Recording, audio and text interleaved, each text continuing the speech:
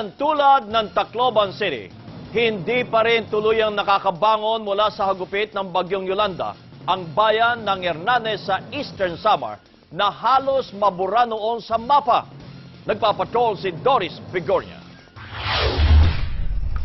3 buwan makalipas lamunin ng tubig dagat ang buong bayan ng Hernani. Hirap na hirap pa rin makabangon ang mga residente. Nalinis lang ng kaunti ang mga kalsada, pero ang mga bahay, halos ganun pa rin ang kalagayan. Kakaunti lang ang sinisimulang ayusin. Wala kang mga pera, walang pangkabuhayan, tapos yung nagmahal yung mga materyales. Ang ginang na si Jennifer, di ko pa man din naumpisahang tanungin tungkol sa kalagayan niya ngayon, ay umiyak na. Baka kasi nawala ko, baka naano ko lang yung nanay ko. Kasi nakita ko po kung paano siya nilamon ng alon.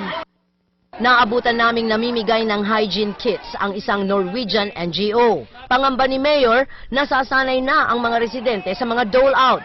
Sinasabi ko naman palaga sa kanila, huwag kayong umasa sa relief na yan. Kung kailangan magtanim o backyard gardening o kailangan magtanim kayo ng mga saging kahit ano, para hindi kayo magutom. Kasi pag naubos ang mga relief na yan, magugutom rin tayo. Pangingisda at pagsasaka ang ikinabubuhay nila dito. Kakaunti pa lang ang bumabalik sa pagsasaka.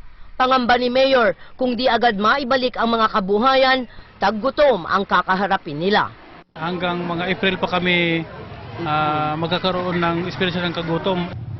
Matinding leksyon ang naibigay ng Yolanda sa mga taga rito. Kagaya ngayon na nakakaranas sila ng pag-ulan at malalakas na hangin. Hindi na kailangan ng anumang panawagan upang sila ay mag-evacuate.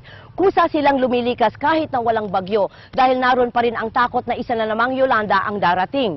Yun marahil ang dahilan kung bakit mabagal ang kanilang pag-aksyon upang makabangon. Doris Bigornia, Patrol ng Pilipino, Hernani, Eastern Samar.